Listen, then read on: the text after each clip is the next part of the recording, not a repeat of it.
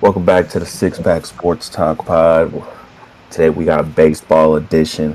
I'm one of the hosts, Mike Robb. We're gonna start the day off. We going into World Baseball Classic, Best teams and on. obviously all of us are fans of different teams. Let's not forget that we got Marlins, Cubs, both Chicago teams represented. Oakland, and disclaimer: I am not a Dodgers fan. This is strictly for the Cool. drip or drown, and nice patchwork on it. I had to cop, but we do not support the Dodgers in any facet. I rock with Mookie Betts though. We rock with all the black baseball players in the MLB. Shout out all them guys. But let's go into the World Baseball Classic. How you boys feeling about that? I thought shout out to Team Venezuela, man. I mean, I don't think a lot of people thought that they were going to win the whole damn tournament. So for them to go out there and do what they did against stacked ass Team USA, hey, shout out to them, man. And I know too that a lot of their star players in the MLB couldn't join the team because of the stupid insurance not being offered to them. So they took through the adversity and they went out and got it. Also, Mark DeRosa should not be Team USA's manager next year. So I don't know what they're thinking on that one if they bring him back again in 3 years. I would hope they don't, but I also said I wonder how many I don't know how many guys they asked.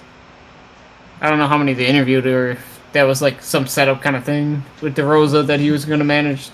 Me as a non-baseball knower, what team does DeRosa manage in He's MLB? Team He's not- USA, but he's not. He's an analyst for MLB Network. He does not coach in the MLB. He was a former So player. they just got him off the street. Yeah, they brought him off the street off MLB Network. Why would they do that? Because a lot of coaches right now, current coaches, aren't going to take an offer like that because spring training is so important to their teams to see where players are at, what players are going to make the roster, who's going to be sent back down to the minors, lineup constructions, pitching rotations. So active MLB coaching staff doesn't really have the time to go participate in the WBC. But even then, like you would think, like maybe a recently fired head coach could, not head coach, manager could take the role or like over. somebody who recently retired or something like that, Right. or somebody who Well, like doesn't Dusty have a Baker- job or something. You know what I mean? Dusty Baker was the manager for Team Nicaragua, I think, actually. So he stepped up when they asked him to. But I'm surprised. You would think the USA would be able to go into that bag and reach out to somebody, but I guess not. Yeah, interesting. I do have to say, shout out to, I'm going to say, the future best closer in the game, Daniel Palencia, for getting a pop-up and striking out two batters to win the WBC for Venezuela. It is very sad, though, that Seiya Suzuki got hurt during his game. As a Cubs fan, that really, really hurts the lineup.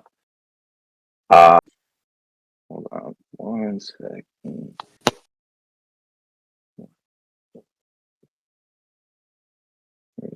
Because they've got Michael Conforto starting.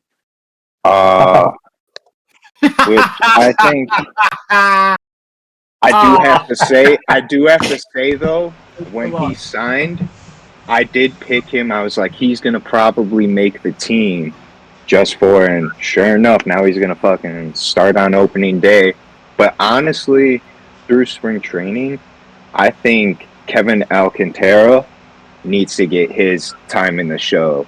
He's 6'6", he plays right field, and he batted .275 with 40 at-bats and a home run and 4 RBIs in spring training so far. So I think Conforto is kind of a, hey, you've been in the league, like actual MLB, so we'll give you the start, but you have a shitter. You can see him going back and them actually calling up Alcantara, or that's what I feel like they should do. I know Matt Shaw's now the utility man, but I feel like that's going to be more really infield. I know they're going to do it, put him at right field, but I feel like that's Seiya Suzuki's a better defender in right field than Matt Shaw will ever be, even with Seiya's errors. Yeah, I don't know. Yeah, honestly, like that's what I'm thinking. Amazing. Other than that, I think Alex Bregman was a perfect pickup for him because he is a good veteran leader you need on a team that did make the playoffs. And I know we lost to the Brewers in game 5.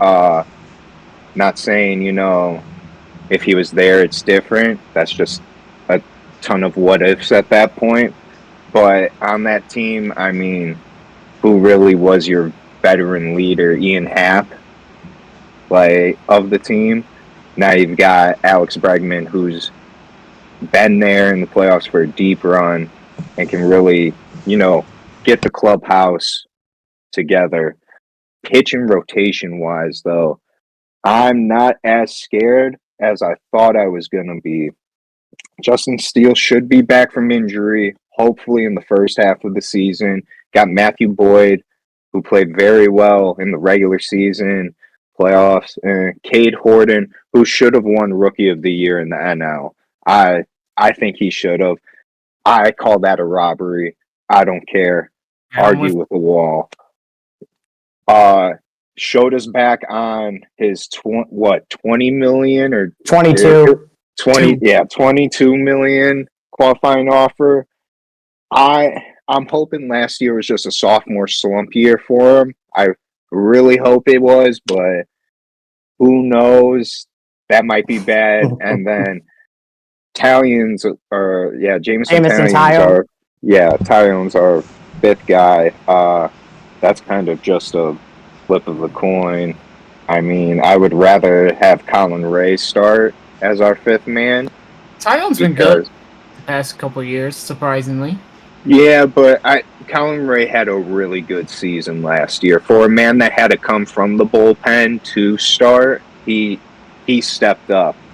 And then I left one man out, but that's because this man wasn't part of a trade with the Marlins. Edward Cabrera, a great piece, great pickup to get from them. Sad to see Owen Casey go, but that's another reason why I think Alcantara needs to move up and get his chance in the show, because now with Owen Casey or other outfield prospect gone, really what are you waiting for? Especially with all this talk about what's going to go on in right field.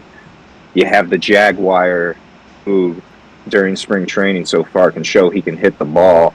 And in low ballparks, I would really like to see how many balls will get over his head that I feel like he can rob at least a couple home runs if he gets a chance to, just with his height alone.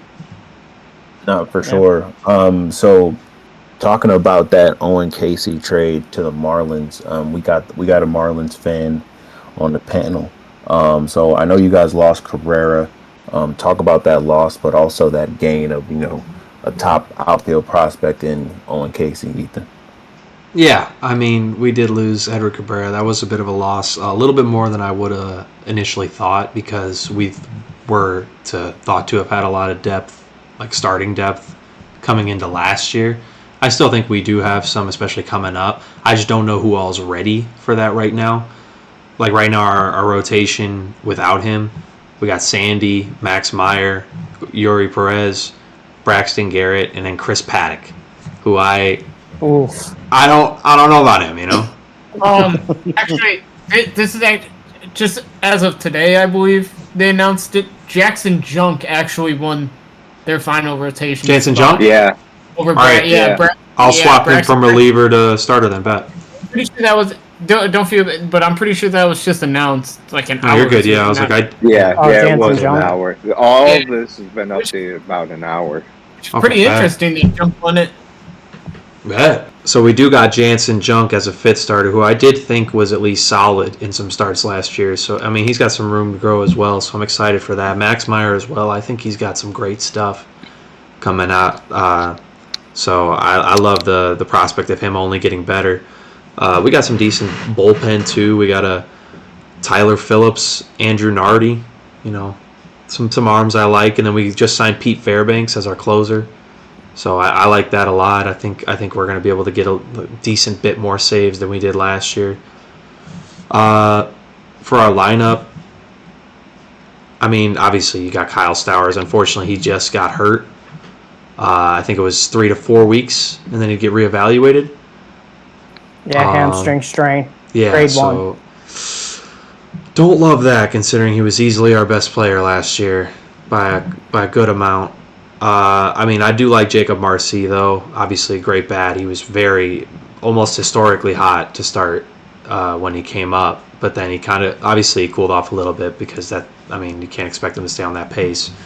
Obviously, as Jack mentioned, Owen Casey did not impress in at-bats last year, but obviously, first year in the majors, not really expecting him to be able to, come out and have a ridiculous OPS. He did hit a home run. That is, or got a home run. That is facts. And the fact that he's 6'4", he's got some intangibles that you like in the outfield defensively as well, especially what you mentioned in robbing home runs. I love that. I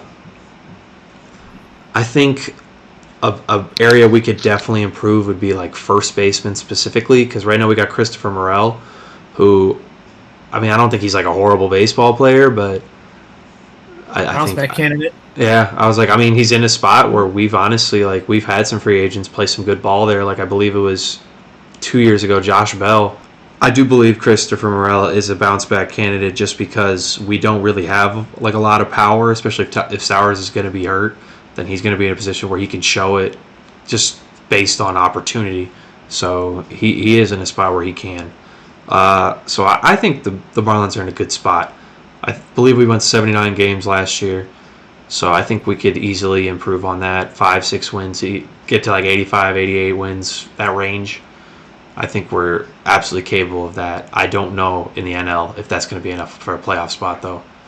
So I don't know if we'll make the playoffs, but I'd like to think that we'll be in the running until the end. So I would be very happy with that. And I think we got a roster capable of it. Unless injuries are just going to bite us all year, already not a good sign. For the rest of the NL East, I think the Phillies, I believe, should be the favorite, with names like Bryce Harper, Zach Wheeler, Trey Turner, Kyle Schwarber, former Marlin JT Realmuto, Jesus Luzardo. The Mets on paper should also be, considered a favorite as well. We all know how LOL Mets works once summer really kicks in. The Mets, baby. It's all about the Mets, baby. Love the Mets. Don't talk about them August Mets. Yeah, No, I think they could. I think they could definitely win the NL East. They're in it. They for definitely sure. got some star power for sure. That trade for Freddie Peralta was a pretty good one. That's the big one for me. Yeah. Simeon is a big bounce back candidate for me this year. I don't know about big bounce back. A lineup around him, that can actually hit. Maybe. All of Texas couldn't hit. He had no protection around him, and I didn't think he was terrible last year. He just wasn't as productive Marcus as he had Semien? been. Yeah. Okay. His OPS was bad before you even tell me. I know it was. Well, yeah, 230, 15, 62 for the stats. The Braves are also another team that you just simply cannot count out of the NL East. Obviously, they had a rough year last year. I think they might be kind of in turn for another kind of rough start here. I don't know if they're going to have a rough overall year. I think they'll probably still be close to 500. I probably think they'll be fourth, though. I'm biased saying that, but I think it's very possible as well. But obviously, you got Acuna leading off on the outfield. His playmaking on both sides, if he could stay healthy, that's such a buoy for the team. They're also must watch with him because he's just such a great player. Matt Olson rakes. Austin Riley, Ozzie Albies, a great defensive player. Their lineup is still something dangerous. Michael Harris II had a great second half.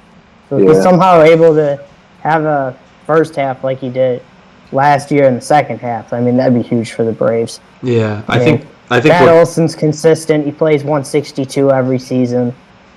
I mean, they're key not starting slow. Yeah, I think what could be a struggle for him is Schwellenbach on the 60-day IL to start. Yeah, that would be tough for like them. That's to rough. start. I mean, he's still got Sale and Strider, so still got some pitchers. Spencer Strider go back to like his pre-Tommy John form. That's the real question. That's scary. That's scary if he does. Right. Ronaldo Lopez, White Sox legend, by the way. He's coming back from injury too. He was really good before he got hurt with the Braves. Like the Braves unlocked something in him, and he became like one of the top pitchers in baseball. Not one of the top pitchers. I'm sorry, I shouldn't say that. Not one of the top pitchers, but he was incredibly solid for them compared to years past. He was a strikeout machine. He wasn't allowing run. Like he was. They found something in him. Yeah. But so I know you're biased, Ethan, but I have the Braves finishing third. I'm sorry. I have them finishing ahead of you, but I don't know by how much. I think the Braves fall somewhere in like the high 80s for their win total.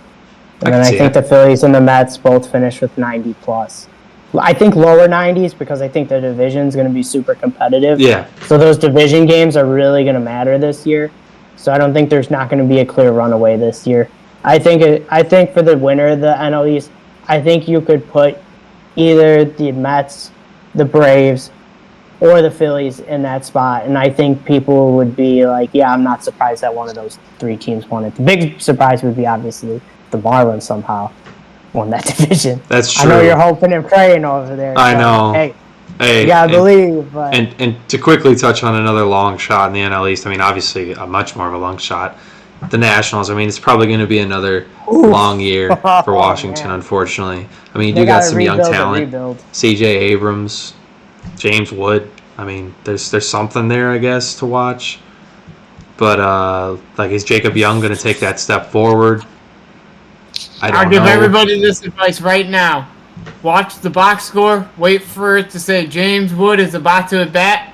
Watch James Wood at bat. Turn the game off. Yeah. Don't do anything else when the Nationals are on. Don't bother. I wouldn't blame you. I think you could argue that the Nationals my boy James Wood, man. Oh yeah, we're saying he's good. But we supporting all black athletes here, especially on the Nationals. They got they got the most black athletes in the MLB on their roster. We gotta support the Nationals. Well, for now, wait till they trade C.J. Abrams in July. I really hope they don't. That would make me kind of sad. I like him, but it is what it is. I think. Really briefly, I'll touch on it because I know we shouldn't be spending this so much time talking about bottom dwellers, but I think the Nationals will have the worst pitching staff in baseball this year. There's not a single guy that is noteworthy. What do you mean? You want to see bounce Miles Mikolas? I was about to say you don't want. I mean, Miles Mikolas once every 5 days. That's torture. No. Just a bunch of guys, bro. Yeah. I mean, the fact Kay Cavalli could be cool. They're worse than Jags. Kay Cavalli could be kind of cool because he's on the younger side, but I mean, that's about it. I mean, it's a bit of at least Miles Mikolas doesn't have to face the Cubs for the opening series, so thank God. There you go. Sorry, Jack. There's something. That's one reason why I have the Cubs winning the NL Central over the Brewers is because Peralta's gone. Last year, I'm not going to lie, he was cooking us. But now that we don't have to deal with it and just Jacob Mizorowski and really Brandon Woodruff. Yeah, I was going to say it. Brandon Woodruff. For the Brewers rotation, I don't like their depth there. You're relying on Woodruff to stay healthy. You're hoping Quinn Priester repeats how he was last year. I mean, Mizorowski, you need to hope takes a step forward. That's why I don't. Yeah, I mean, don't forget though they'll have Brandon Sporat too because they got Sporat Sproat. I'm sorry, they got Sporat out of the trade with the Mets. Yeah, they did get Sporat. They also have Kyle Harrison could be. I think he'll be a bit more of an innings eater, but there's some potential upside with him there. I think, but yeah, I don't know. I don't think there's a consistency enough in the rotation for them to be as dangerous as they've been over the past couple of years. well, and Quinn Priester will not start the season because he has a nerve issue, so he will not be there for opening day. Exactly. So Quinn's even back. So got to rely on Chad Patrick and Kyle Harrison to, really show something early in the season. I don't think the lineup's gonna. Maybe other than Terang and Yelich, if Andrew Vaughn can keep the same season he had before, maybe the offense can carry him. Luis Rengifo doesn't really. That's a whatever at third.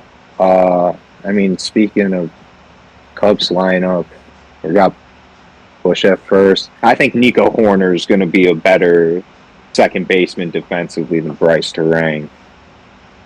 Argue with the wall. That's how I feel.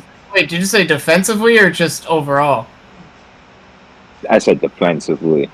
Oh, yeah. Yeah, no. 100%. Nico Horner's a great defensive player, but what do you? There's not a question there. Who are you going to ask to play second base other than Nico Horner? Nobody. That's what I'm saying. Yeah, Ian has left field locked down too because he still defensively has been able to pull off it and offensively still keep his switch hitter. Yep, that's really nice in a lineup. Bregman batting fourth. I'm just going off of the lineup that's supposed to be opening day so far. Bregman at fourth is good right there. Pete Crow at fifth. Now with Pete Crow, this is my take on him. Which one are you gonna get? That's the big thing. Which one are you gonna get? How he's gonna be through the whole season? But I've watched him since 2024 when he batted 138. That was his average. 138. Tell me who their outfielders. So it's It's Ian Hill. It's Michael Conforto, but I think it should be Kevin Alcantara. And I'm in agreement there as well. I think and they should, especially if Moises Ballesteros doesn't perform good offensively at DH, sadly send him down, put Alcantara at right field, and have Seiya be your DH. So then you don't have to worry about the errors in the field. Ballesteros' bat shouldn't be too much of a concern. I don't think so. Limited time, the end of the year. But yeah, back to Pete. I watched him when he was batting 138. The next season, first start of it, got out, was doing amazing. That's all I want to see. I know in the second half, he was swinging at everything that was just above the zone and striking out. But as long as next season he can maybe, not strike out so much, swing at bad pitches, have a better eye on the ball, but still keep the bat that he showed the first season, or first half of the season, I should say. Brother, that's all I need from him. Because defensively, he's solid. I would say he's probably the best defensive. Yeah, I was going to say, I don't think there's a better. Yeah, I don't think there's a better center fielder in baseball. There was the reason he was part of the World Baseball Classic. He was the best defensive center fielder, guaranteed, out of any other player in the MLB. Just wait till Denzel Clark gets his full year of playing time. Oh, Jesus. Who the fuck is Denzel Clark talking about? You'll find out I'm hoping Carson Kelly can, honestly, for a man that was supposed to not really have a big role at catcher, I'd say when they first signed him, I don't think that's what they were looking for him in. He kind of really showed out, and I know it says that him and Miguel Amaya are going to split time, but as long as Carson Kelly can replicate the season he had last year, that's locked down. Dansby Swanson needs to step up his bat a little bit because he had too many errors last season to just not hit. Well, I gotta pull this up because every time he's just an instant strikeout. Well, I wouldn't say it was an instant strikeout. I mean, I think he hit 240 something, if I remember. 244. All right, not an instant strikeout, but Right. he had 168 of them. When you're in a loaded lineup like that, though, with how his glove has played in years past, you can afford to offset the offense a little bit for the great defense that you're getting at shortstop. That's where, you have those big boppers in the rest of your lineup to kind of make up for his shortcomings with the bat. I mean, outside of 2 seasons, he's always been somewhat around a career like 245, 250 hitter. So, I mean, he's never been an offense first guy. Yeah, I know my big gripe is more of the mistakes he made defensively last season. That's where it's like we pay him $25 million, so it's like 11 errors last year. Yeah, that can't happen. Unless you're going to start batting 250, unless you're going to replicate your 2022 season and bat 277, we can't have 11 errors at shortstop. 11 errors isn't even that bad for a shortstop. Well, for Dansby Swanson is what I mean. You know what I'm... that's... All right. Yeah, I get what you're saying. Yeah. Hope to get a little less errors out of him. Right. Like, if it was like 4, I wouldn't be bitching. I think Miguel Amaya is going to play a bit more than you probably expect. I think he was pretty good. He was healthy last year. I think a lot of Carson Kelly's, breakout had to do with Miguel Amaya not being healthy. Getting Seiya back will be big for this lineup. I think to begin the year, they'll lack a little bit of power. Depends. I really think it depends what type of season you're getting out of PCA. If you're, how deep of, how good the team's going to be, how deep.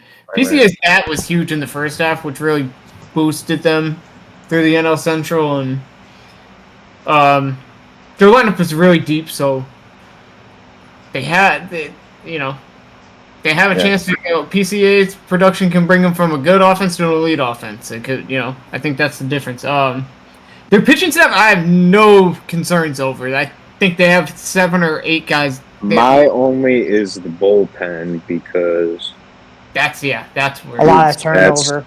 That's always what happens. We get the whole bullpen all season. That's always a concern. I do have the Cubs winning the NL Central and the Brewers being second just by a few games. And then in third, I have the Cincinnati Reds. I think the signing of Eugenio Suarez as your DH gives a lot of power to that lineup. I think compared to the Pirates, looking at both lineups, right here. Yeah. O'Neal Cruz to TJ Friel. I mean, don't forget about I just think the Reds will be able to edge it out over the Pirates, to be honest. Brian Hayes is good at third baseman. Spencer defensively, though, it's just defensively. He can't hit. Well, there's a reason. There's a reason why the Pirates traded him. But Jack, I kind of agree with you. The only thing I'd slightly disagree with you, I think that the Pirates actually finish ahead of the Reds, because I think the pitching staff of the Pirates is better than the Reds pitching staff. And the problem is with the Reds pitching staff now is Hunter Green will be out till July. Yep. So that's a huge loss for the Reds to lose their ace for that a significant amount of time. Don't get me wrong, Nick Lodolo is really good, and Andrew Abbott, Brady Singer too. Let's see how Rhett Lauder and Chase Burns do. I mean, they were both young guys So, I mean, let's see how they step up to the plate in the absence of Hunter Green. And I mean, if they could step up for that, I mean, it would be huge for them. But they're question marks going into the season, so I'm not really sure what to expect. And for the lineup, like you said, Jack, I agree with you. I love the Eugenio Suarez signing for the Reds. Do I think he's going to hit almost 50 home runs again this season? No. But because he plays half of his games now at Great American Ballpark, which is one of the most hitter-friendly ballparks in the league, I think he'll definitely hit somewhere between 30 and 40 for sure. Yeah. Which is, they need a run. The Reds needed a run producer last year, and I think Suarez can be that guy. At least at home. I'm not sure about the road, but and then at Ellie De La Cruz, Sal Stewart should be pretty exciting too. I know a lot of people are very high on Sal Stewart this season, so it'll be interesting to see how he does. And then for the Pirates, I really like the offseason signing moves that they made, going out and getting Marcell Ozuna, Ryan O'Hearn, trading for Brandon Lau. I guess Jake Mangum is going to be on the bench, but yeah, for now. I mean, I don't know. We'll see. I think that's going to have much to do with O'Neal Cruz's defense in center. Yeah, that's going to be huge. Play some defense, then he'll probably stay on the bench. But if not, eventually he'll probably be out there in center. And what do we think about Connor Griffin, number 1 overall prospect in baseball? Do we think he makes it? I don't think he does. I think he ends up in AAA. I think he'll be in AAA to start the year. I think that's been their plan all.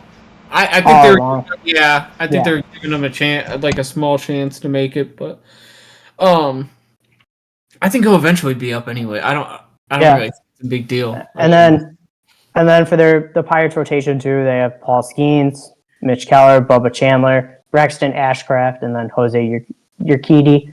Paul Skeens and Bubba Chandler, both young guys. I'm really excited to see how Bubba Chandler does this season because he's finally going to get the chance to start for a full MLB season now. Paul Skeens is one of the best pitchers in baseball. You could argue he's right up there with Skubal for 1 and 2.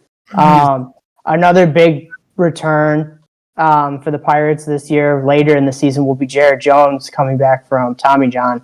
I'm not sure exactly when he will be back, but he'll be back at some point later in the year. That'll be a big boost for the Pirates, for sure. But yeah, Jack, I don't think the Pirates win the division, but I don't know. I think they finish over 500, but I mean the wild card is going to be so tough to make this year because there's so many good teams you could put in the wild card. Well, it's like I don't know. If we want to go talk about a little NL playoff, I mean, I think the moves they made have been intentionally to contend for a wild card spot, obviously, and adding the hitting. I've said this to a couple other people. Adding Ryan O'Hearn, Marcell Ozuna, Brandon Lau, that helps the other guys in the lineup, like a Brian Reynolds, a Nick Gonzalez, O'Neal Cruz. Those guys aren't bad hitters. There's just not. There hasn't been much else around them for, 2 years now. It's been the same consistent problem with Pittsburgh, figuring out their position players, who can hit, who cannot hit. Reynolds had a down year last year. I do know that. Yeah, he did. I think he'll bounce back. Nick Gonzalez too. Also wasn't amazing last year, but Nick Gonzalez I think got hurt did 2 or 3 games into the season, I think. So that definitely didn't help his case. But I think Connor Griffin's definitely knocking on the door. I don't know if he makes it up to the major leagues or not this year. I think he does, but I think it will be at the earliest, I think he makes it up in August. Yeah, I think he'll make it. Depends what spot the Pirates are in. If they're struggling to hit the ball still, he might, they might be quick. Pirates, I don't think, with the moves they made this offseason, I don't indicate them, they're not going to go outside to fix problems early on in the season if they're struggling. I think we need to talk about some teams that have actually won. Like I said, I'm not a Dodgers fan earlier, but the Dodgers are back-to-back champions. So I think we need to transition into the NL West. So, what are we thinking the back-to-back champs are going to do this upcoming season, along with the Padres, Diamondbacks, and other teams in that division? Well, for the Dodgers, I mean, I'd be shocked if they don't make the World Series. Utterly shocked. I mean, they had two needs. They had two needs this whole offseason: get a closer, get a right fielder. And what did they go out and do? They went and got Kyle Tucker, and they went and got Edwin Diaz. I mean, what more can you say? Like, murderer's fucking row of a lineup right there. Good pitching staff. Since a lot of us cheer for poverty franchises, we sit there and this is what we wish our teams would fucking sit there and do. Not as much the Cubs because they spend money, but I mean, Jason and Ethan, you know exactly how I feel about this. Like, we wish that our teams would even spend half the money the Dodgers do on their players. And I mean, I think the Dodgers will win 108 games this year. That's what I'll take them at. Give me 108. I'd be shocked if they win less than 100. No, 100%. I mean, speaking on that, how much they've spent, I mean, I believe the Dolphins' dead money is going to be more than the Marlins have spent on their lineup over the last 2 years. There you go. And I mean, so yeah, speaking of being jealous, 100%. But real quick, going back to the Dodgers before we talk about the other teams in the NL West. I mean, Shohei, Yamamoto, Glasnow, Emmett Shaheen for the pitching staff. I mean, solid, very solid guys. Roki Sasaki, too. I don't know if they're going to make him a reliever or not. I feel like Dodgers fans would like to see him more as a reliever because he's struggled since he's come up as a starter. So he seems to be more comfortable coming out of the pen for now. So I don't know. Maybe they should pivot that way. And then obviously the lineup. Yeah. Oh, I forgot about Snell too. There's no Gavin Stone too. Yeah, they're both hurt. Stacked. With the year on IL, so giving me 1998 Yankees vibes. That's what the Dodgers are giving me this year. Like, just the low pavers. Division that even might have a chance. They got to play to full potential. Is obviously the Padres. Mm-hmm. Yeah. You never know what you're getting out of San Diego. Their pitching Castellanos. Their pitching staff is a bit of a question for me. Musgrove's gonna return at some point this year, but he's coming off Tommy John, so I don't know how much you want to ride him towards the end of the year. Michael King's still solid. Griffin Canning, they just recently signed. I don't know exactly what his role is going to be. If he's going to be a back-end rotation guy or, kind of a long-end reliever kind of guy. Otherwise, their projected rotation is going to be Pivetta and King, which I think that's a pretty good one, too. Yeah, that's a really good one, too. But then you start to get question marks. It's Randy Vasquez, Yerman Marquez, and Walker Buehler. That's a rough 4-5. That's a rough 4. I mean, Herman Marquez. Walker Buehler, too. But, I don't know. Maybe now that Herman Marquez is out of the hellhole of Coors Field, maybe he can return to form a little bit now that he's away from, So I think there's potential value in Buehler and Marquez, but I don't know with San Diego's the right team. Their lineup's still going to be pretty damn good. Yeah. Don't forget, too, with Griffin Canning, Jay, that he's coming off an Achilles injury. Yeah, too. I know. So he won't be there right away. He'll be there when he'll be back. Their lineup is deep. And I think I like the addition of Andujar this offseason. I think that's going to be a sneaky pickup for him. They needed a little more contact in that lineup. It's very power heavy, and they struggled with runners in scoring position last year. And go watch their games against the Cubs. They couldn't hit with runners in scoring. They couldn't score with runners. No, it was a problem. That's what killed their season. Yeah, it destroyed them. So, Andujar will hopefully help with that. He was a good situational hitter past couple seasons. Hopefully Bogarts can show something worth of that contract this year. I thought he started to look better towards the end of last year and in the playoffs. Started to show something. But also Gavin Sheets. I believe he's going to be hurt to start the year. No. No? I don't think so. I'm not seeing anything that says he is. Where'd you see that? Hey, I don't rock with Gavin Sheets, man. I don't rock with him at all. Right. No rock Yeah, with you him and your at fucking all, gambling, you man. fucking addicts. Nah, that's ridiculous. That's ridiculous. I just needed him. He was literally right there. Everybody saw it. I think everybody in this call was at that White Sox game. We needed Gavin Sheets to hit a home run. No, it's to get a hit. I remember. A You hit. guys were It's not even a home run. A hit. about it. A hit. Bitching off a storm about it. He sold so hard, man. I remember after he got it out in the ninth where he didn't get his hit, I remember Will yelling at Dalton Varsho out in left field, "You cost me more parlay!" These fucking kind of degenerates. My God. It's baseball. It's not an easy thing to get. And plus, you're talking about a guy. One of my MLB games. You were out here talking about a guy that was playing on the 2024 Chicago White Sox. Like, come on. Yeah.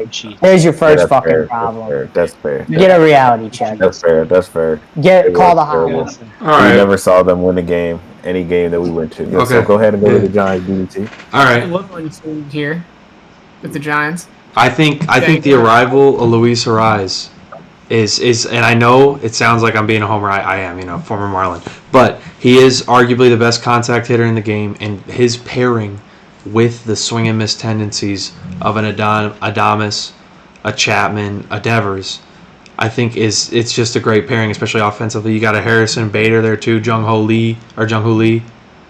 Like there's some good bats there. I think there's actually some potential in that lineup, and then pitching wise. A Logan Webb, Robbie Ray duo. I mean, that's a good 1-2 punch there. That'll work. That'll work. Yep. And then I think Adrian Hauser showed a little something when he was healthy. A little, but once he got traded to the Rays, he kind of went back to being meh. I mean, the 3, 4, and 5 starters for the Giants for the start of the season at least are definitely question marks because Tyler Mahle, is he going to stay healthy? That's the big question. Same thing with Landon Roop. Is he going to stay healthy? I mean, that's the big questions. And then, which Hauser are you going to see? Are you going to see post-trade Adrian Hauser? Or are you going to see like White Sox Adrian Hauser, where he was pretty good and could definitely get those outs? And then I like the lineup too. I think adding Luis Ariz to the top of the lineup, great contact hitting guy. It's definitely a good. Definitely good something. Harrison Bader too for center field helps keep Jung Hoo Lee healthy by moving him over to right rather than having him play center. Ramos out of center field too. Oh my gosh! If I had to watch him in center again.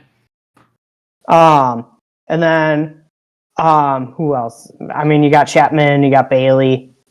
We'll see when Bryce Eldridge comes up. I mean, he's going to start off the year in AAA, but my guess is he won't be down there the whole season. The Giants will call him up at some point, so I'm sure that can be a big boost to the lineup. And then with Bader too, you got to see was his contract year just a fluke, or has he found something with the bat now? And if it is not a fluke and he found something with the bat, I think that could be a great addition to their lineup. And then onto the Diamondbacks. Diamondbacks lineup, always good, but I mean their pitching staff, not the buns, and then their bullpen too. Merrill Kelly is great. Their bullpen's probably the worst bullpen in baseball. If you watched any D-backs games last year, you would know that no lead was safe with that fucking bullpen. And the D-backs would have to win games like 12-11, 10-9 just to even get a W. I mean, I don't think the lineup for the D-backs is as strong as in previous years. Nolan Arenado, how much does he have left in the tank? Corbin Carroll's got his broken handmate bone, so is he going to start opening day? Carlos Santana's fucking 41 years old. I mean, is that your real answer for first base? I mean, Corbin Carroll, Geraldo Perdomo, Ketel Marte, and Gabriel They're not my Moreno. king. Great 1 They're through 4, not though. my king. No 41-year-olds are out there like my king LeBron. He's the only one who's out there performing at Hey, I was out 41 here. years Hey, old. I was vouching for. Oh, I was out Jesus. vouching for Carlos Santana to win Come gold. on now. You Stop watch playing it. with him. And Dylan. Well, that's my why the king, dog. Lakers are the 3 seed for a reason. Lakers are the 3 seed. I know Tranquilo. we're not talking basketball. Lakers are 3 seed for a reason now. Well, Come on and now. another big thing for the D-backs too, Merrick Kelly's not going to be ready to go for opening day. Corbin Burns suffered Tommy John surgery.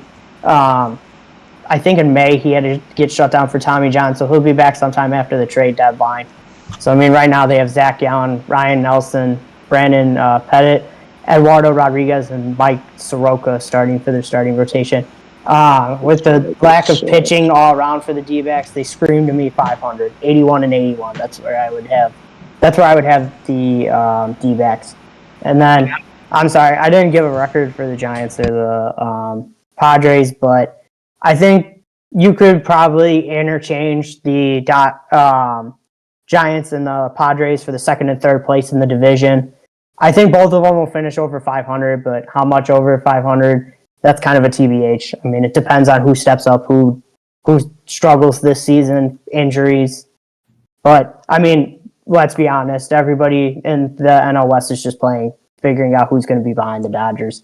And then, I mean, obviously, we got to get to the best team in the NL West.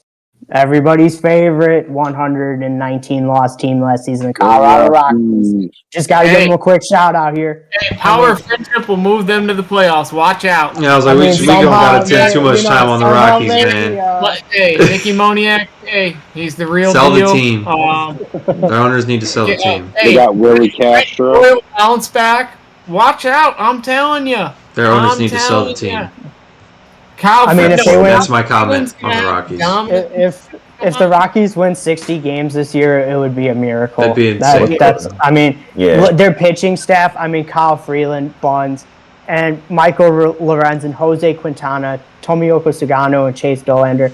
I mean, hopefully Chase Dollander can take a step forward, but the 2 through 4 in their starting rotation, I think they top out at like 94, maybe at best 95. Like, they're just going to get slaughtered all season in Coors. Yeah, that's so. I mean, if your team gets to play in Coors Field this year, like, stat padding master classes are going to be taking shape there in Coors. We'll probably get the only thing again. I will say, I do like their lineup a bit. There's some questions. Yeah, how much time are we gonna spend on the damn Rockies? No, that's it. That's all I got. Let's transition. Let's transition to it. Let's do some lateral movement to another poverty franchise. Dylan, you see the sign. We see the sign. Oh, hell yeah! That White Sox. Let's talk about them boys. How you feeling? Are we even gonna see 40 wins this year? All right. Okay. 40 wins. Like, okay, you could have made that joke last year, and I would have been like, oh, haha, very funny. Like, I wouldn't be surprised. But no, I mean, at this point, no, the whole 40 win joke thing is kind of over, I would say.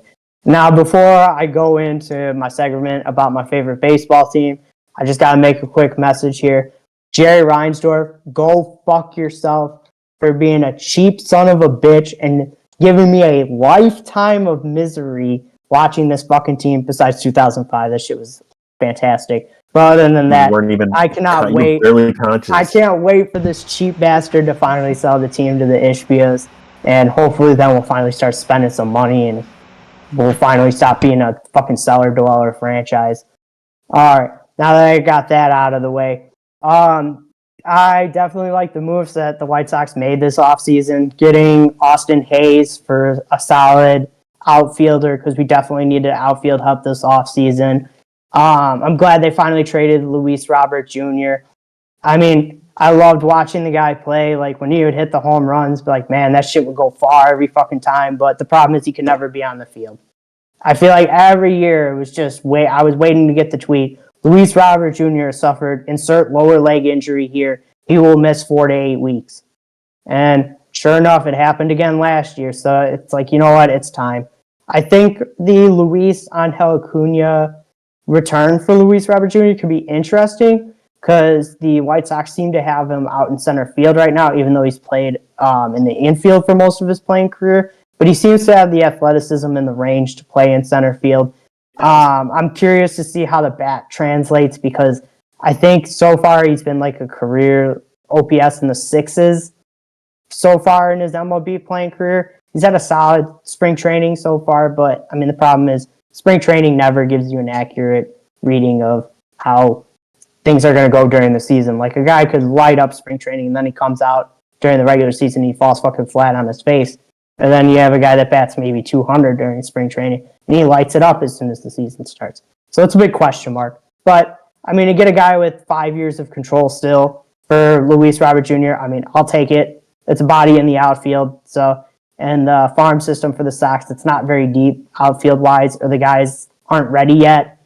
Like, I'm excited to see Braden Montgomery, but I don't know when he's going to get called up. It's going to take some time. I would expect to see him sometime later in the season, but obviously not right away. He's starting off in Double-A, so we got to see how he performs in Double-A, and then they can go from there if they want to promote him to Triple-A or not. Obviously, the big one here I've been kind of saving for last. My favorite pickup this offseason, definitely Munetaka Murakami. I'm like so excited to see how this guy does on the South Side. And I hope to God that if he turns out to be the shit, they give him a fucking extension instead of trading him off to some other team, like every other person, like in a podcast or on a YouTube channel says. Because you know what? I'm tired of these guys that do actually play well for us, and then they get shipped off and go do other great things in their career somewhere else. But a 2-year, $34 million deal for Munetaka Murakami was, I think, a freaking steal.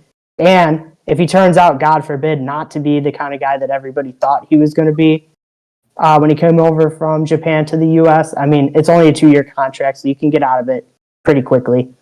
I think not having Kyle Teel to start will be kind of a loss because he did get hurt in the WBC with a hamstring injury, but he should be back no later than the end of April, so he shouldn't be missed too much.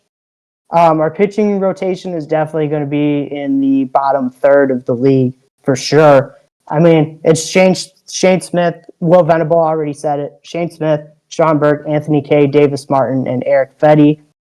I'm kind of thinking at this point, like, how long is it going to be before Eric Fetty gets DFA'd and they call up one of the young guys? Because they do have some intriguing southpaws down in the farm system. They have shout-out Oswego legend Noah Schultz, and they also have Hagen Smith also that they could possibly call up, and then Tanner McDougal too.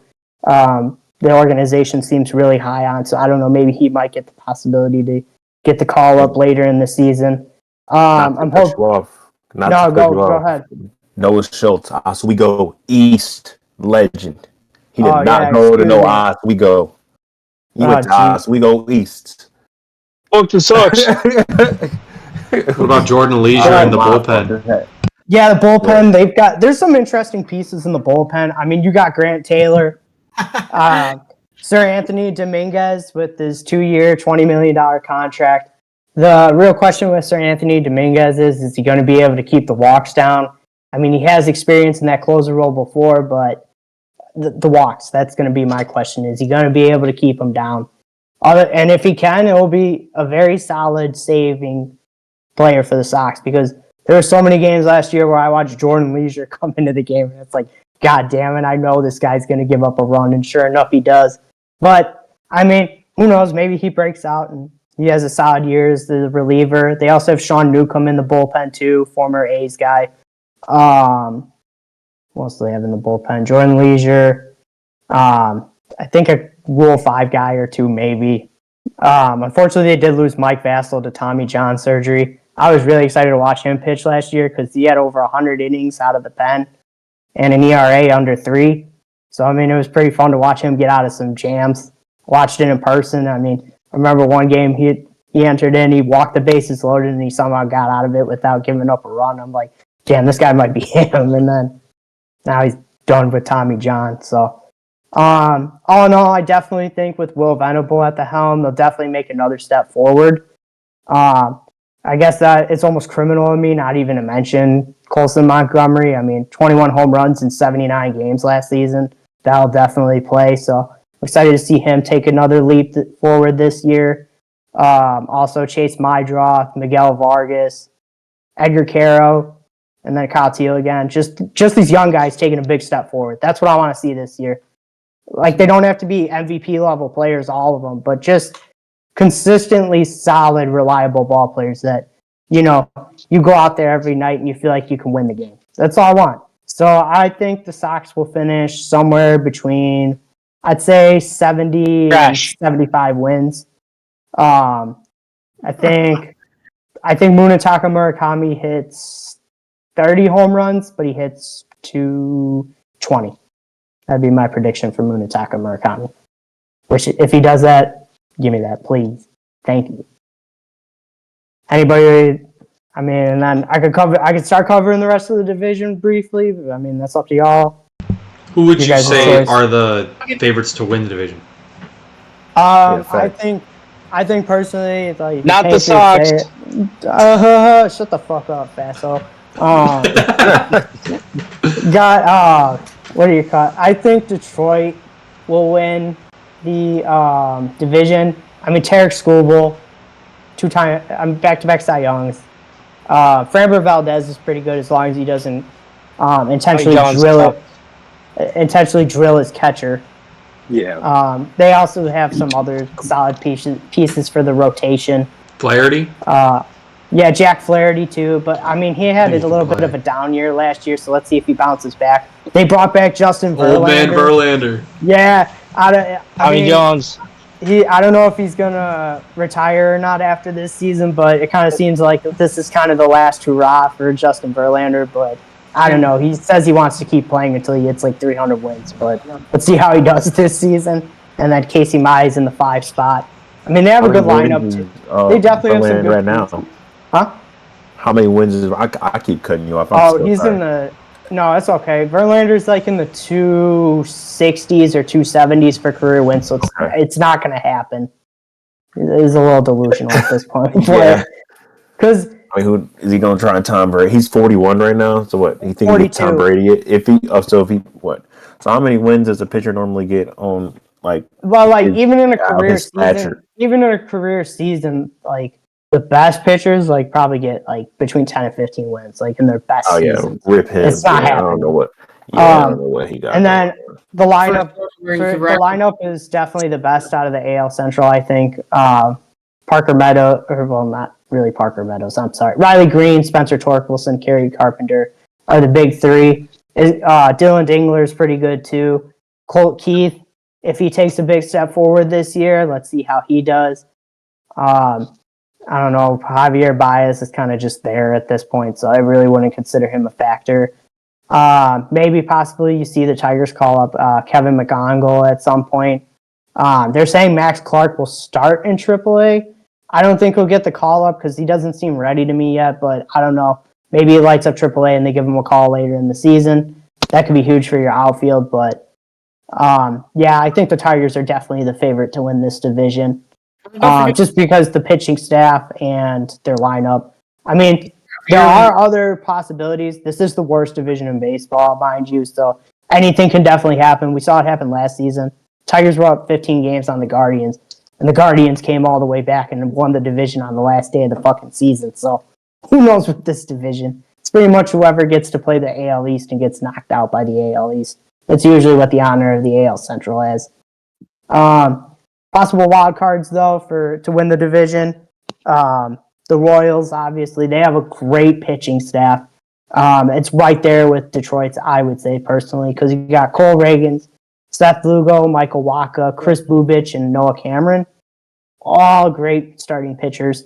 It'll be interesting to see, though, if their lineup can finally take that step forward. I mean, yeah, you have Bobby Witt Jr., best shortstop in the game. But outside of Bobby Witt, who else do you really have? Vinny Pasquantino has been really good, for sure.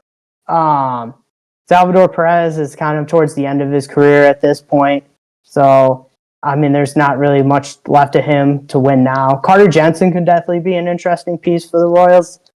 He had a great start to his rookie season last year. So let's see if he continues that kind of production. Also, a huge X factor, I think, for the Royals could be Jack Caglione. He struggled a ton his rookie season, but if he were to just hit for league average, I think that could be a huge benefit for the Royals and their offense.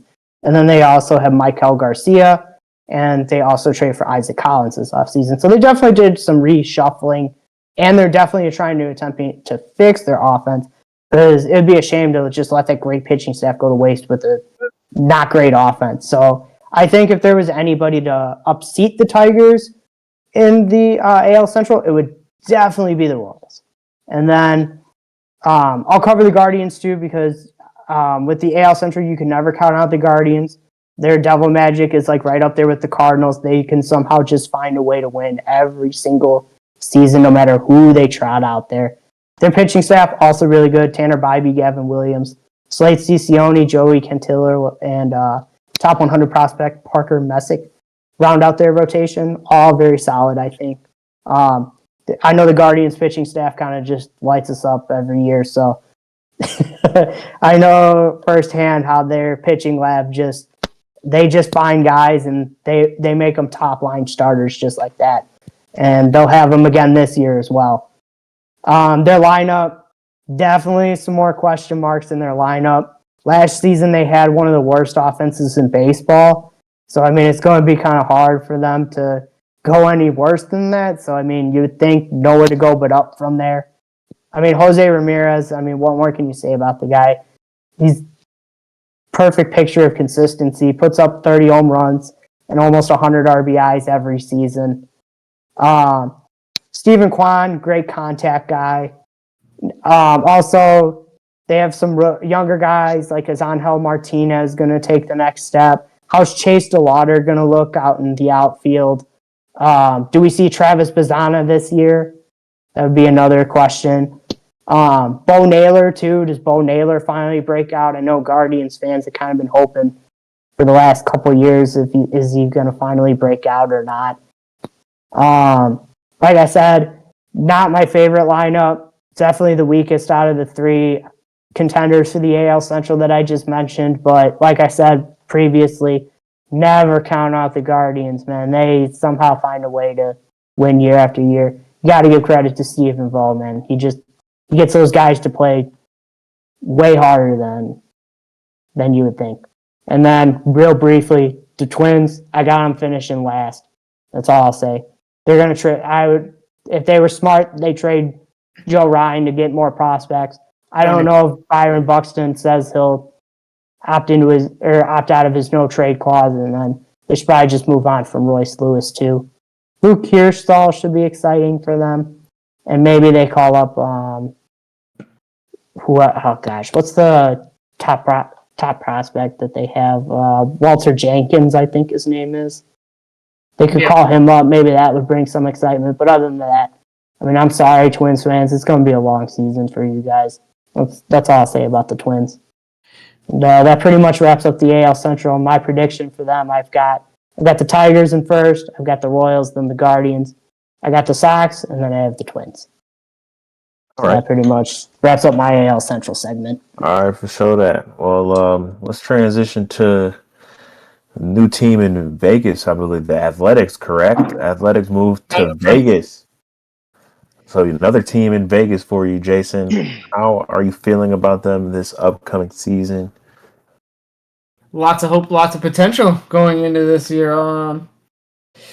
Big thing is obviously going to be their lineup. It's gonna rake. I think they'll go. I don't even think this is really a hot take, but top 3 offense I think is pretty achievable for them this season. Just start with obviously the young phenoms that they have. Kurtz, Soderstrom, Wilson. I mean, that's a great start to your lineup. Don't know how the lineup's going to stack out. I definitely going to think it's going to be a lot of matchup based. Everybody's going to get, shuffled through guys. I think you'll see some sort of combination of Kurtz and Wilson at the top with, Shea, Rooker mixed in. Jeff McNeil will probably mix in at the top. Also, good addition, Jeff McNeil. Got him for very little because the Mets just didn't like him anymore. So shout out to the Mets for being stupid. We'll always take free players that are good. Can always appreciate that. The big wild cards in their lineup are going to be third base and center field. Max Muncy has looked real good in spring training. Has actually looked. I think he solidified his spot at third base to start the year. Daryl Hernandez and Brett Harris were also in the running. I'm not huge on Brett Harris. He's been competing for that job for I think 3 years now, and he still hasn't won it. I think it's time to give up on the Brett Harris experiment. Their big question mark going into the season is obviously their pitching staff. There's 2 ways it can go. Severino and Springs can bounce back and show why they were brought here and have solid, consistent innings. Nobody's expecting them to be stars, but have some good, solid, consistent innings. Medina and Jacob Lopez take a step forward. I think Jacob Lopez looked really good in his limited time. He just unfortunately had I believe it was a forearm injury that he had that ended his season last year. But he looked really good in his 90 innings. Luis Medina had some things to work. Luis Morales. Medina's in the bullpen. Medina looked good at the end of the year. I thought he was going to be a little bit more of a strikeout guy than anticipated, but his strikeouts were a little lower than I thought to start his major league career. But I think he can end off the back end of that rotation pretty solidly. Aaron Savale, not even going to talk about him. Don't give a shit. Hope he's DFA'd. Bye. I really hope he's I think he's really just a placeholder till one of Jamie Arnold or Gage Jump is ready to get up into the majors. I think Gage Jump will be up sometime in May. I feel like they kept him in the minors for a contract control. But other than that, their bullpen should be semi-interesting. Mark Leiter Jr., they signed in free agency. I think that's a decent pickup. They have Hogan Harris, Scott Barlow. I mean, no real, notable arms. Nothing really terrible. It's not going to be a great bullpen. Justin Sterner is pretty solid. Medina will be in the bullpen. See if you can get something out of him. Other than that, they're competing in a pretty tough division here. That's, I think, going to be the main thing. Yep. The Mariners obviously are coming off, being a game away from the World Series trip. Can't count them out. I see some regression in Seattle. They really need to make sure that pitching staff stays healthy because it's similar to last year. They have no depth behind them. It looks pretty bleak if, even one of their guys goes down long term. So something, hopefully they'll address during the season. Pick up a little extra pitching depth. Their lineup, I think, has a little regression in it too. I don't know. We're seeing Cal Raleigh hit another, 50 plus, 60. Yeah, 60. Yeah, I know, but I don't know if we're even going to see 50 plus. I think they're going to pitch to him a lot differently this year. And his bat was really needed in that lineup. I think a lot of those home runs were necessary. I do still like the top of their lineup's still fine to me. Julio, Donovan, good 1-2 punch right there. Josh Naylor is also somebody I can. What are you going to get out of Naylor? Is he going to continue how hot he was at the end of the last year? Or is the bat going to play into Seattle's, conditions a little bit? Is that going to see a decline? But still could be a really strong team in Seattle there. The other team that I think is worthy to talk about in the division race here would probably be Houston. I know they had a couple injuries.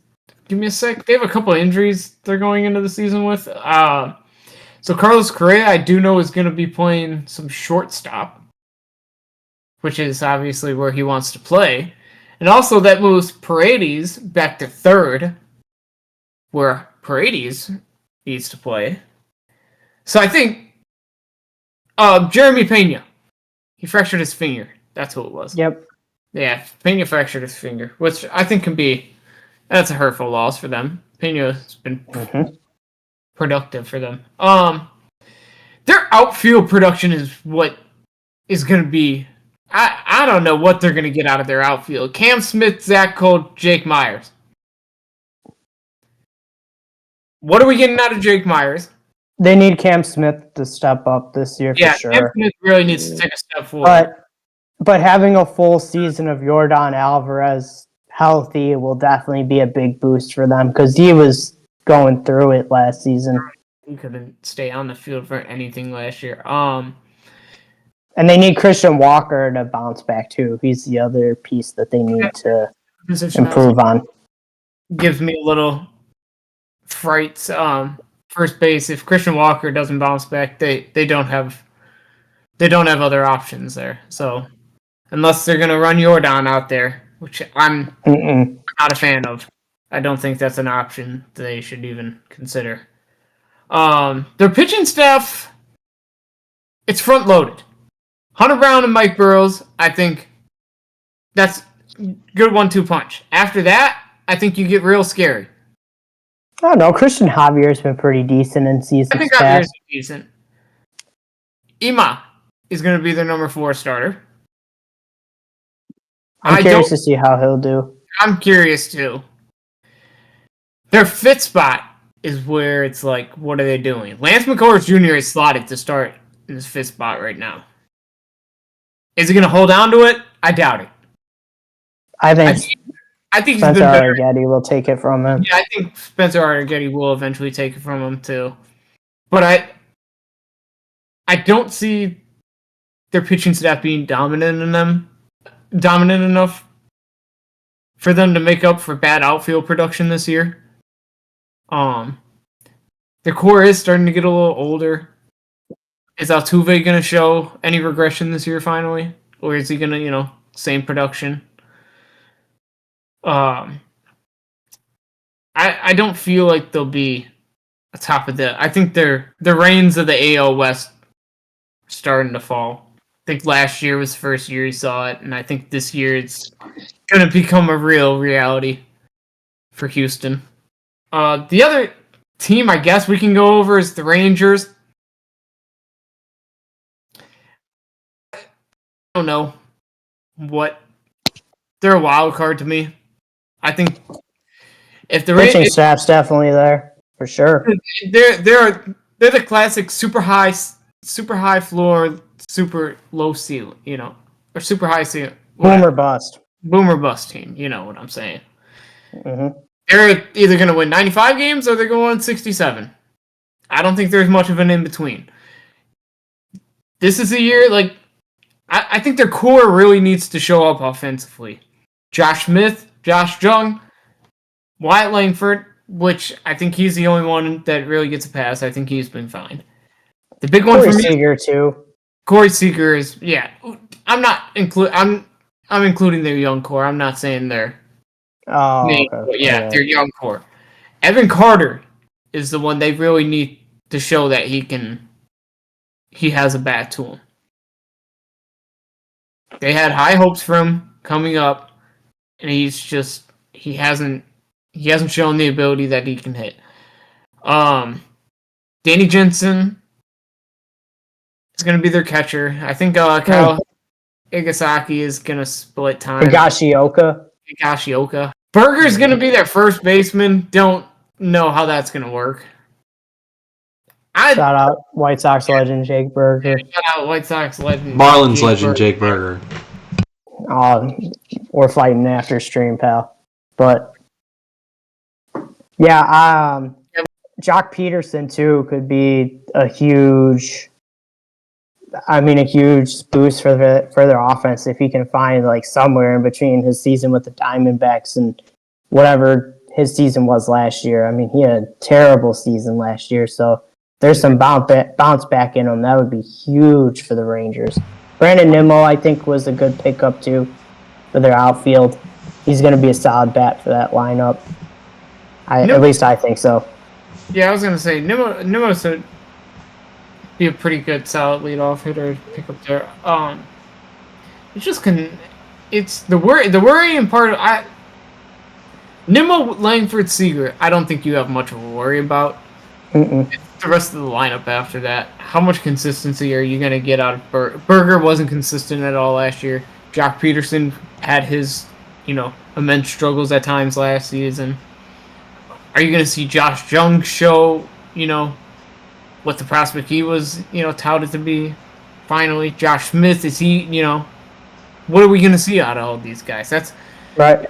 been the question with the Rangers since they won the World Series, and nothing's been answered so far.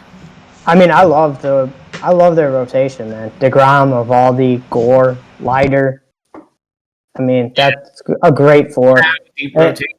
It's going to be, but like I Let's see said, if Kumar Rocker can they were the same. somehow improve. That would be a big boost for them too.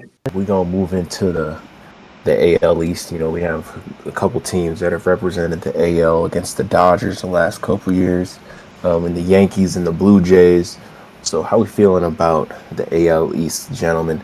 Do we have high hopes for them again, Yes. or what are we thinking? Yeah. Let's just talk about the New York Marlins. Yeah, the New York Marlins, my squad, my AL squad. Got Jazz Chisholm, got his shirt on underneath. That's my guy. I was actually very upset when we traded him.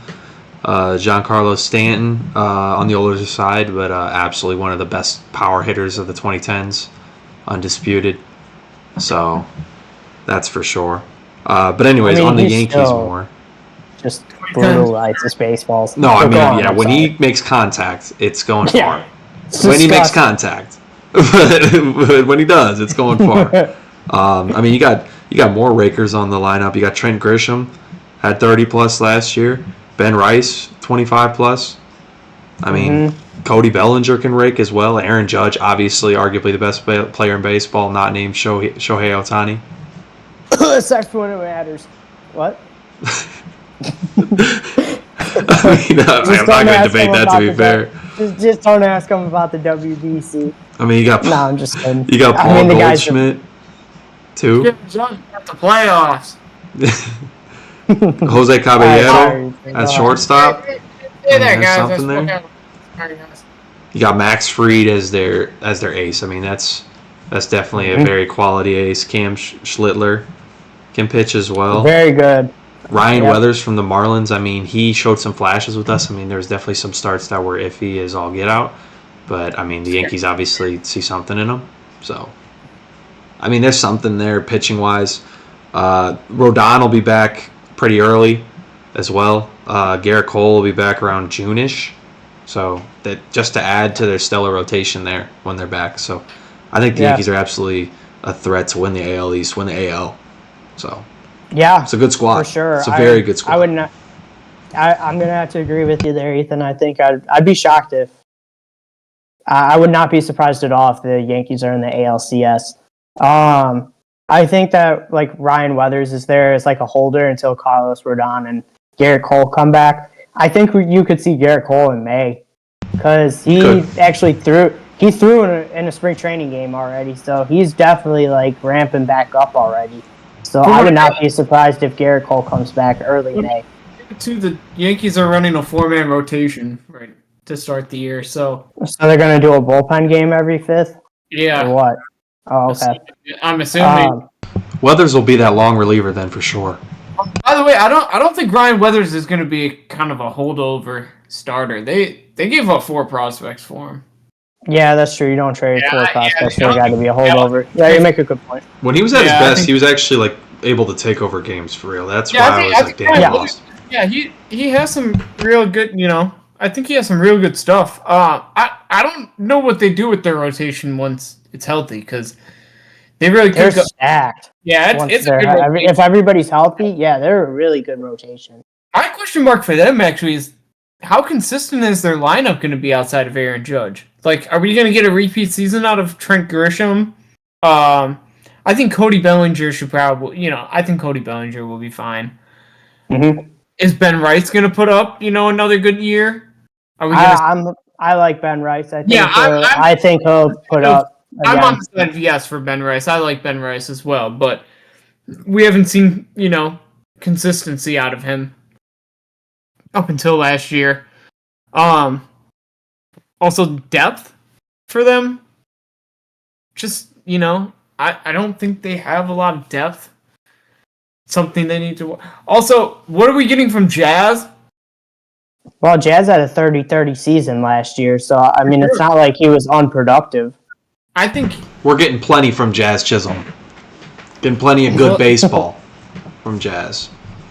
Yeah, I think Jazz probably hits at least 25. this hurts for me so much from Jazz because it's just how athletic he is.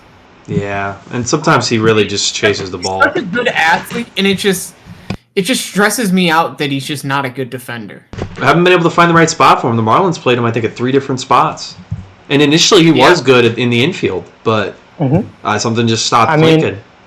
Obviously, I think Aaron Judge will lead the league again in homers. I mean, I wouldn't be surprised if he leads the AL in almost every batting stat again this season. I mean, shoot, he hit 330 last year.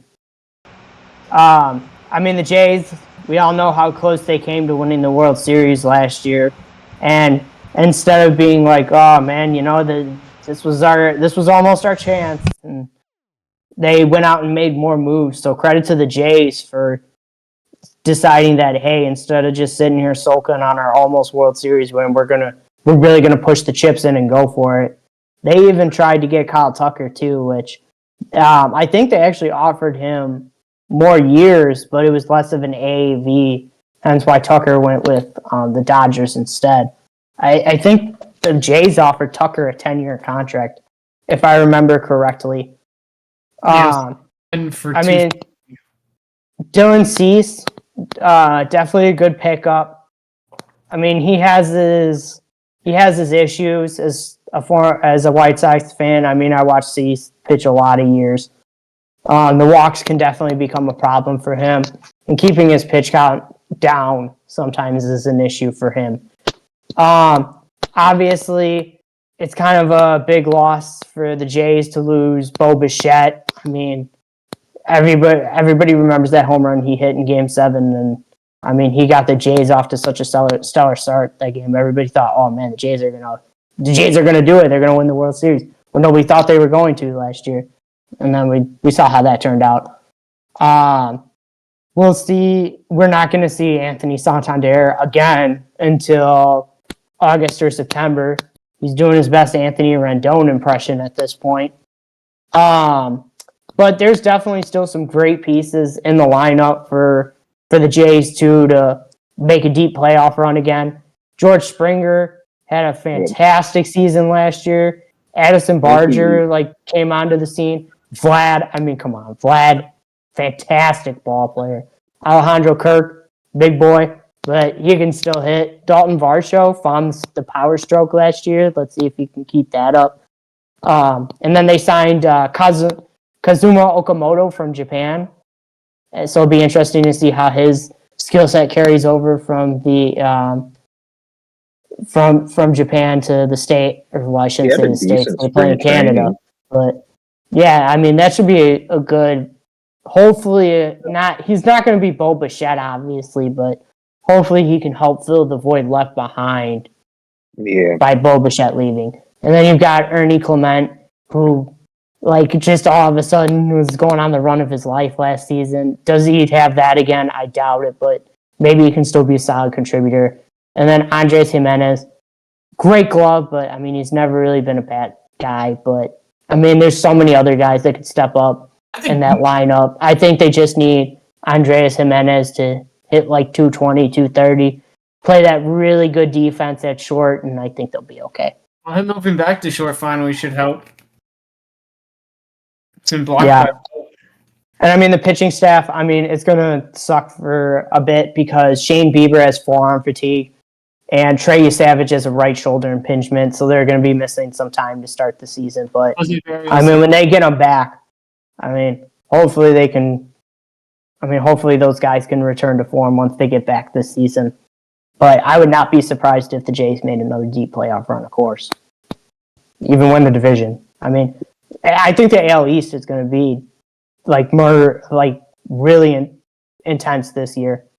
I think you could see one of 4 teams winning that division this season, honestly. So there could even be a chance that all 3 wild card spots get taken up by the AL East. But I mean, will it? No, maybe not. But I mean, I wouldn't be surprised. That's all I would say on it. Why not? I mean, I don't know. I mean, there's another team in the AL East that made a ton of moves this offseason. Yeah. Talk about the Baltimore Orioles. Oh, I was talking Did you about say the the Red Baltimore Sox. Red Sox? No, I was going to talk about the Red Sox though with their pitching rotation, getting Rangers Flores to add. Yeah, we could. Yeah, we Sonny could talk about the Red Sox first. We We'll can start That's where I thought. That's I where do I thought want you to were discuss going. the Red Sox rotation because I have some question marks actually. I'm not as high as everybody else is on their rotation. I think I don't Rangers know. That's a Flores pretty will do damn good very well rotation. for him. Sonny It's Gray was decent on the Cardinals, though. Sonny Gray's getting old. Like, are we gonna He is see this? getting old. That's true. I mean, he still had a really good season last year, even though he's Yeah. getting up there in age. I mean, And I'm just because he's a little bit older doesn't mean he's going to have a toilet can season. And If then Brian Brian Bello and Johan. consistent Out finally. of Vito. Yeah, I just think outside of Crochet and Suarez, it's question marks to me. What are we getting from Sonny Gray? I understand he was good last year. I don't think he was bad. He's also going into his age 36 season. And he hasn't particularly been, amazing. He's also played for an Cardinals team the last 2 years, so Yeah. I'll give him some slack there. But once again, the age, I think that's something to be, looking at there. Is like I said, is Bello going to be consistent? What are we going to get out of Bello I this think year? he could be. He's just been so up and down through his career. I mean, yeah, I guess. But He's their shown lineup. being, top end guy, and they still have Cutter Crawford and Patrick Sandoval. But Yeah, I mean, there's definitely depth to their rotation. They should. I like their lineup too. Yeah. I mean, Roman Anthony seems like he's going to be a freaking stud in the I league. was going to say, their big hope with their lineup has to be Roman Anthony replaces that production Bregman. Yeah, I've had when they left. Losing Bregman is definitely a big loss. Yeah, it's for a big sure. loss. But I mean, Roman Anthony, I think's got a ton of upside. Yeah, to make that not as big of a deal. Adding Wilson Contreras, I like adding Wilson Contreras. I like adding Wilson Contreras too. Me too. In that first base slot, yeah, I like that a lot. And like you said, Caleb Durbin's a solid pickup. It'll be interesting to see if they bring up Christian Campbell, because remember, at the start of the season last year, the Red Sox signed Christian Campbell to that 8-year, like $60-something million contract, and then they sent him back down to AAA, and now where is he? Is he going to come back up? Is he going to what I've understood, he's going to start the season in AAA. Man, yeah. Talk about extending a guy a little bit too early. Hey, but sometimes you're a little wrong. Yes. I want to move off the Red Sox. I think there's a team a little more interesting in the division to talk about than them. Baltimore. Is it Baltimore? Yep. It is Baltimore. Another team that made a decent amount of moves this offseason. I don't want to start with their lineup either. I think their rotation got better. Bradish is coming back. Healthy, mind you. Chris Ashley, Shane Baz. Yeah, they traded for Shane Baz. Looked amazing with them. I don't know what they unlocked. Recaptured his NL Rookie of the Year form. They found something. I don't think he puts up the same numbers he did last season, but he'll definitely be quite solid, I think. Bradish and Baz, I think, can really take you places with the type of lineup that Baltimore has.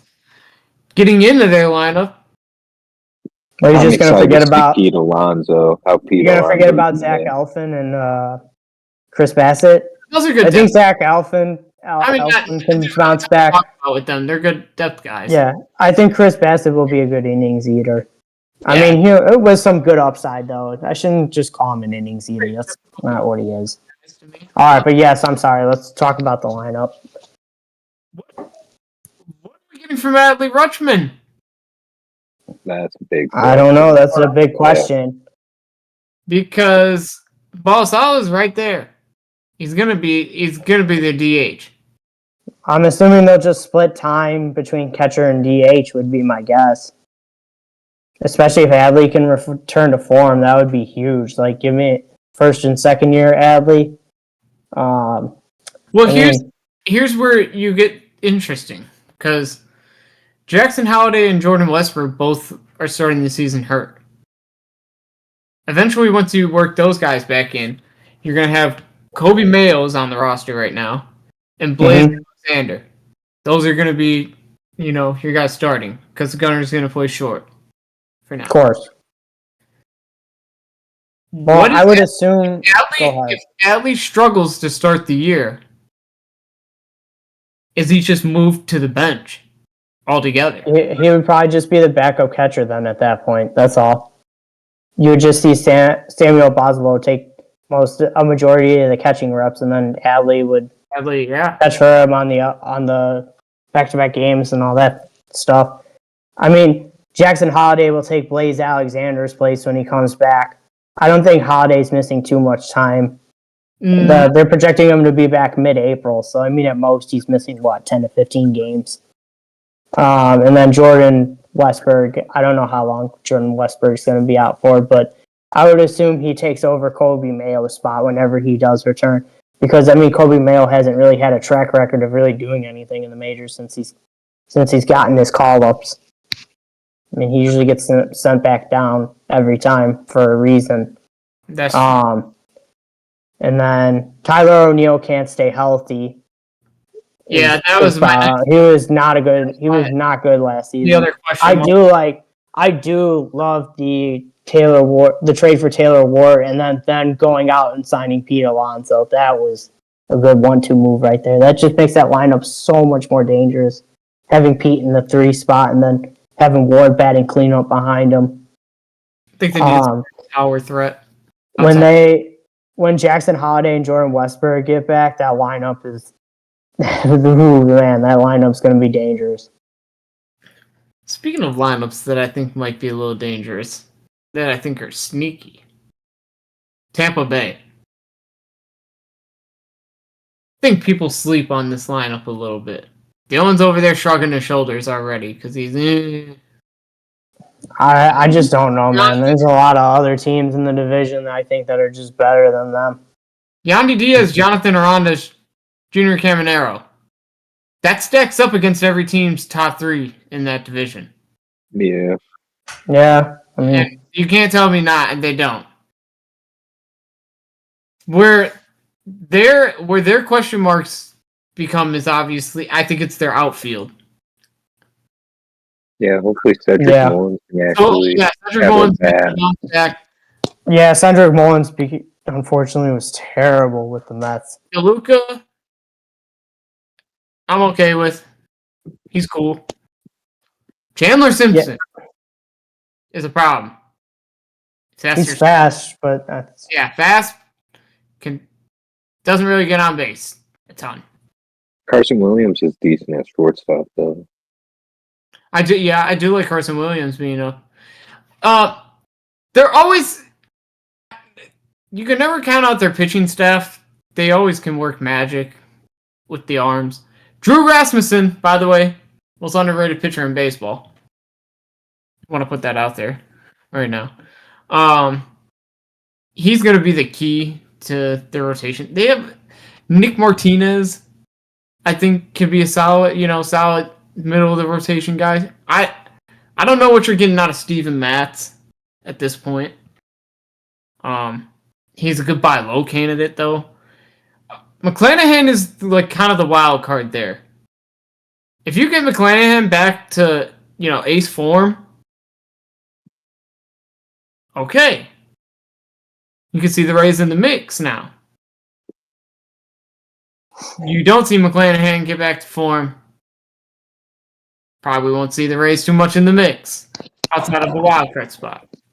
I mean, I get it, but that's a tough ask for McClanahan to return to ace form when he's missed so much time the last couple seasons. So, I mean, that's going to be tough for him to return to that form. But also, Ryan Pepio. Good arm. I think he's a little underrated as well. I just think the Rays have always been a very sneaky team. They're very in-house developmental. You're not gonna know about a lot of guys till halfway through the season till you start really hearing about some of their numbers. That's the Rays. I think their development's one of the best in the league. I'll give you that.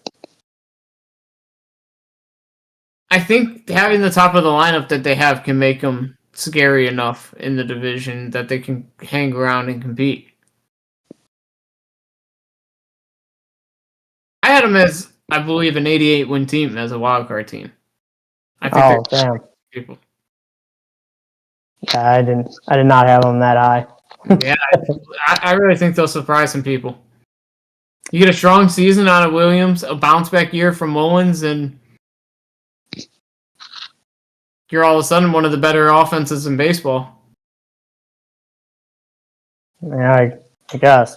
Series predictions and then, season long takes for, the long MLB season from each of our members of the panel. So let's go ahead and start with our man's Dak Deal. Haven't heard from you in a little bit, my man. So what's your season long predictions? I have the Cubs winning the NL Central with 94 wins and 68 losses. And I have them also beating the Dodgers in 6 games and to get to the World Series to face a returning Blue Jays team who sadly falls short one more time. And your Chicago Cubs are your World Series champions. I think last season kind of reminded me of 2015 a little bit, where it was like decent team, but we weren't there yet to be a World Series team. I think other than right field, really, we got pitching, and other than our 4 and 5 in the pitching, that can go either way with Shota and Talion. But getting Justin Steele back to just throw in with Matthew Boyd, Cade Horton, and Edward Cabrera, there's 4 right there. So then it's Shota or Talion you're putting your 5th. That can be strong. Getting Bregman to help lead the clubhouse, I think it's not as high of a take as you guys are looking at me to be. So that's the Chicago Cubs. My boys up north. We taking it home this year. You lost me at 96 wins. To be honest, I don't think it's a hot take. I just don't want it to happen. I just don't want it to happen. That was me doing that. I think it's totally possible. I just don't want it to happen. Obviously, I don't want that shit either. This is different platform, so different predictions for me. Yeah, I don't think they're beating the Dodgers personally, but I mean, no, I don't think so. Yeah, let's move to BDT Athletics for his long-term season take for his upcoming MLB season. Okay. So I think for my division winners, who I think I'm going to predict for before the season, I'm going to go Yankees AL East, Tigers AL Central,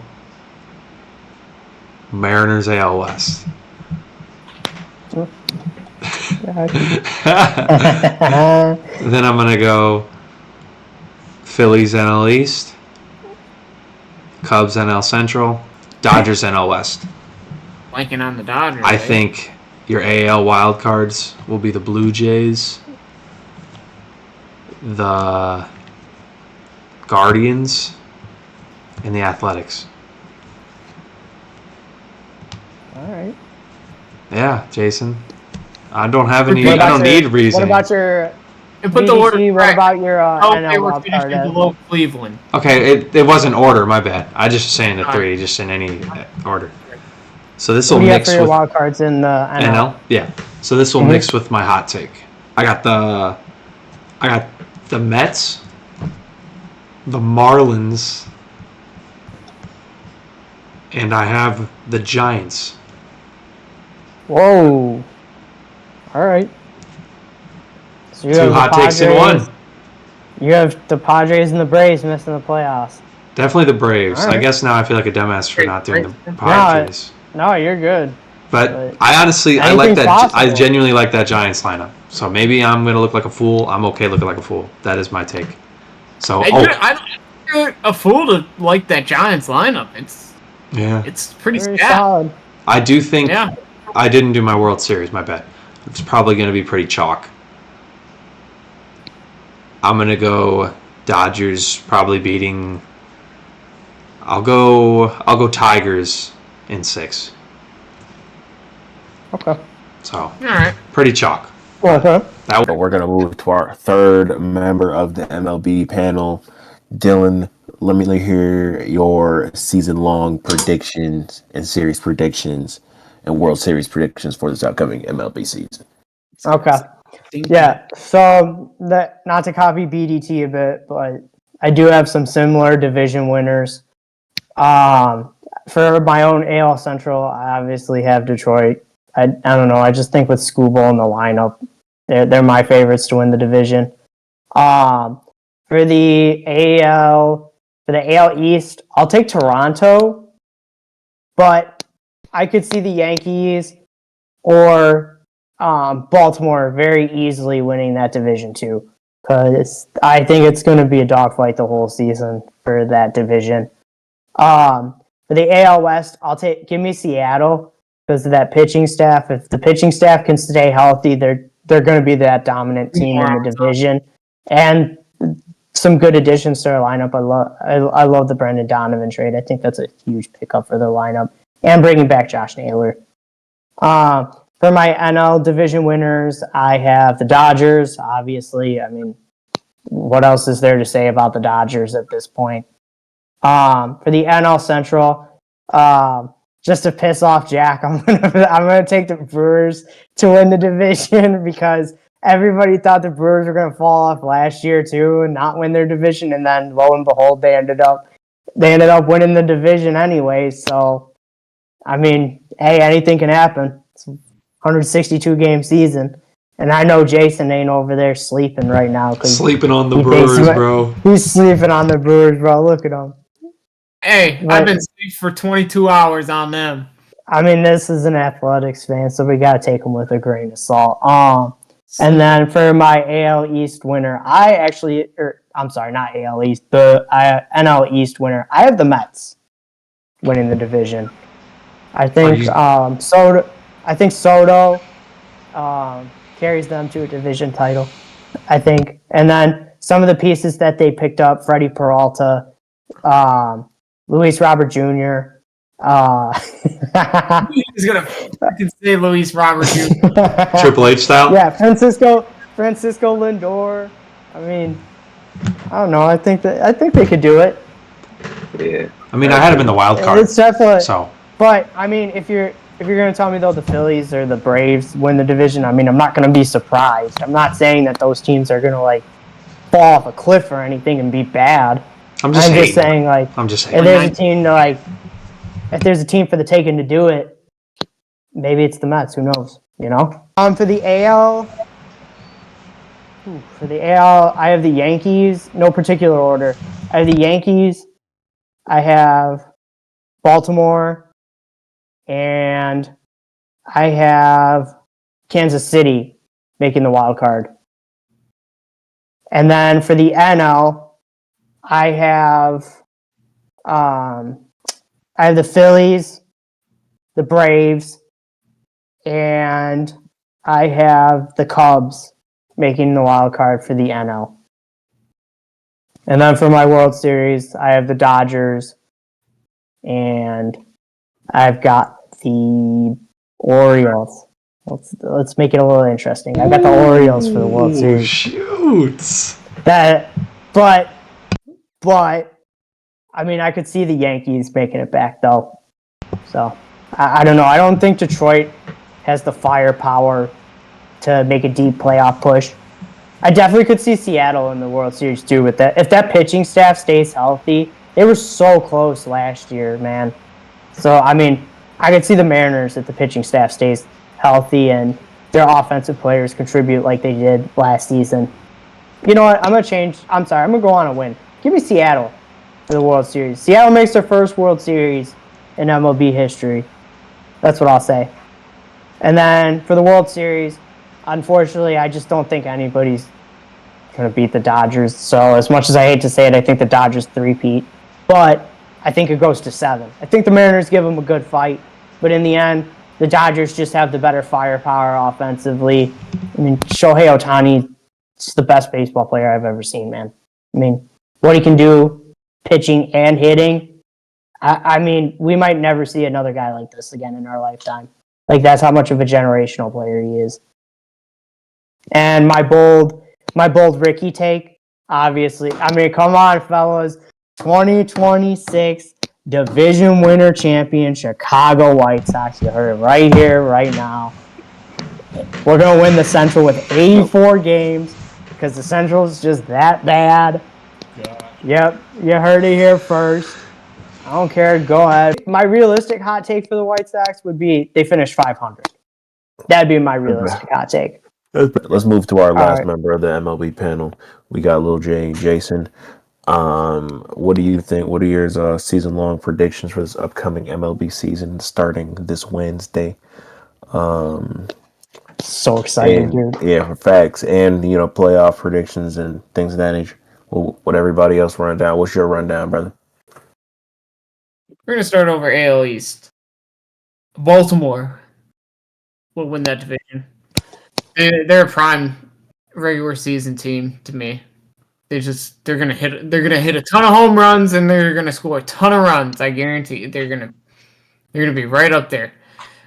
Central, I think it's pretty obvious. It's most likely the Tigers as long as they stay healthy. The AL West should be the Mariners. I think the A's will actually give them a pretty scare, but should be Seattle in the end of it. NL East, let's go. I think that division is going to be real tight in that top 3. Give me the Phillies to come out on top. Top 4? Dude, we're winning mid-80s. How's that not tight? Oh, the Nationals are all of a sudden like. Oh, you. Kyle hit the second tower stowers, bro. Oh, you weren't talking about them? Talking about the Alright, I actually think you guys could be up in there. Just depends on health for you guys. But give me the Phillies to take that division. I think it will end up being pretty close. Central will be the Cubs. Don't get me started with that Brewers shit, Dylan. Yeah. I mean, we'll see. I don't want to hear it. We'll see. Their devil magic works in mysterious ways. I mean, everybody thought they weren't going to be anything when they traded away Corbin Burns and Devin Williams. This year they got.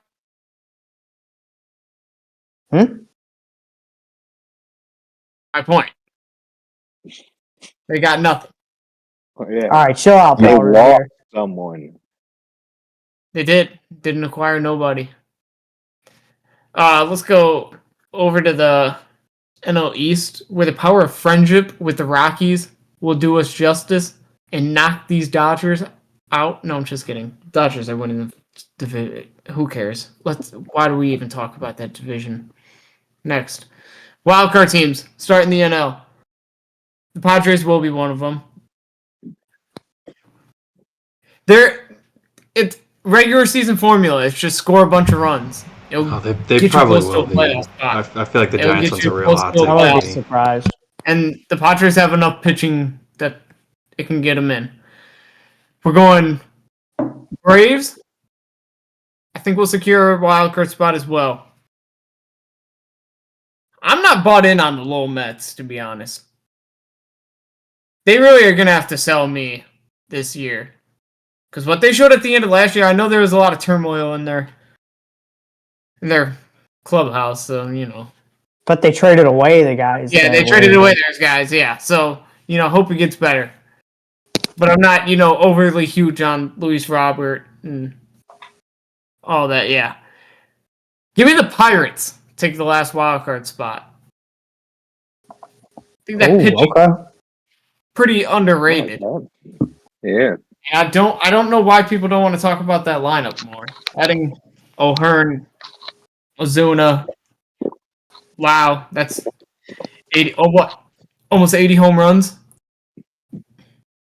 I don't know what Ozuna had last year. I know he had 30 the year before, but I'd have to look. But Ozuna, I think, was close to 30 last year. Lowe was at 30. O'Hearn's going to give you 20. Like, adding 80 home runs to that lineup?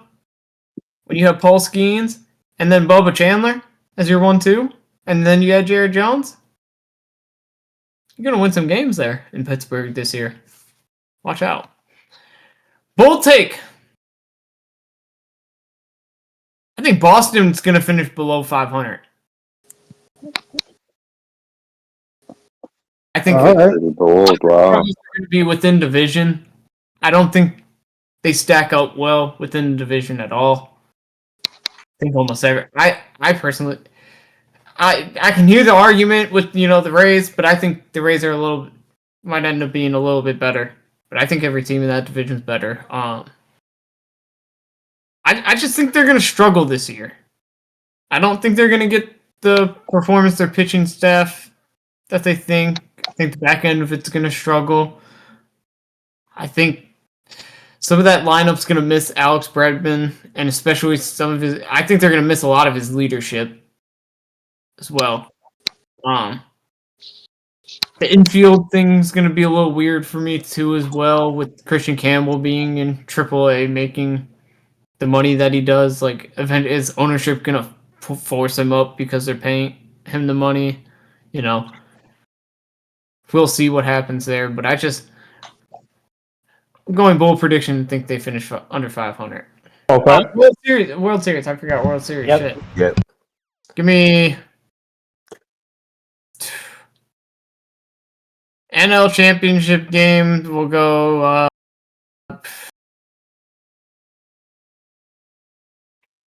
Give me Dodgers over Padres.